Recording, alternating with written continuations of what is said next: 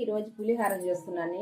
బాస్మతి రైస్తో పులిహారం చేస్తున్నానండి. నేను 1.5 గ్లాస్ బియ్యం వేసుకున్నానండి. ఎండుమిర్చి అండి, కరివేపాకు, పచ్చెనగపప్పు, జీలకర్ర, ఆవాలు వేసానండి. వేస్తున్నానండి. ఇంగు వేసుకున్నానండి. వచ్చి పసుపు వేసానండి, ఉప్పు వేసానండి, నిమ్మకాయ సైజు అంతా చింతపండు బాగా మెత్తగా పిసికేసి వేసానండి. తర్వాత 3 నిమ్మకాయలు వేసానండి. బాగా ఏగిపోయిందండి. నిమ్మకాయ రసం, చింతపండు రసం, ఉప్పు, పసుపు వేస్తున్నానండి. బాగా ఉడకాలండి. ఇది పులుసు ఉడికిపోయిందండి. తర్వాత వేరుశనగ పప్పు అండి, తర్వాత బాస్మతి రైస్ అండి. కలిపి పెట్టుకునేదే పులిహారం, కలిపి పెట్టుకునేదేనండి. పప్పు పచ్చడి చేస్తున్నానండి. ముందుగా దీంట్లో ఎండుమిరపకాయలు తుంచేసాను, ధనియాలు, జీలకర్ర, కరివేపాకు వేసానండి. తర్వాత ఇంగు వేస్తున్నానండి. తర్వాత మినప్పప్పు వేస్తున్నానండి. దోరగా ఎంచుకోవాలండి. వేగిపోయినాయండి.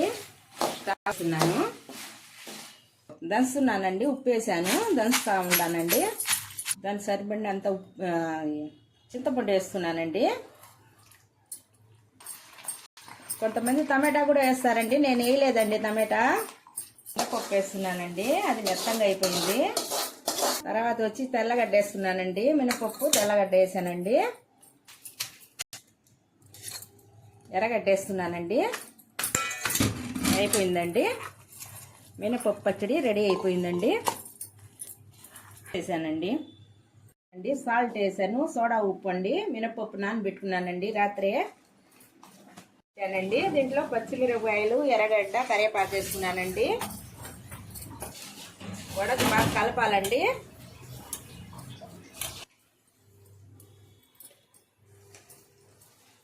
అన్నీ అట్టే వేసుకోవాలండి వడకి.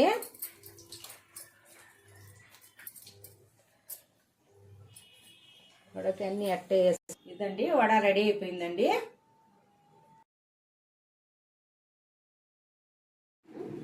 ఈరోజు పులిహారం అండి, బాస్మతి రైస్తో. తర్వాత మినపప్పు పచ్చడి అండి. తర్వాత వచ్చి వడ అండి.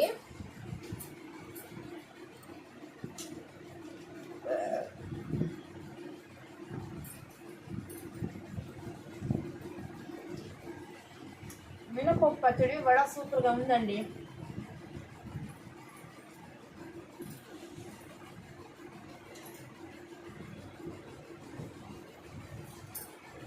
సూపర్ అండి.